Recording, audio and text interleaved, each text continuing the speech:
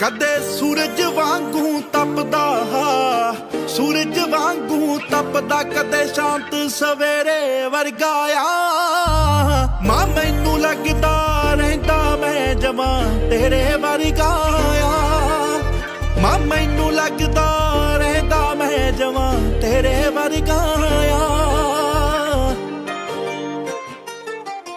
ਕਈ ਵਾਰੀ ਬਾਪੂ ਵਾਂਗੂ ਦੁਨੀਆ ਤੇ ਹਰਖ ਜਾਇਆ ਜਾਂਦਾ, ਪਰ ਹਰ ਵਾਰੀ ਮਾਂ ਤੇਰੇ ਵਾਂਗੂ ਤਰਸ ਜਾਇਆ ਜਾਂਦਾ।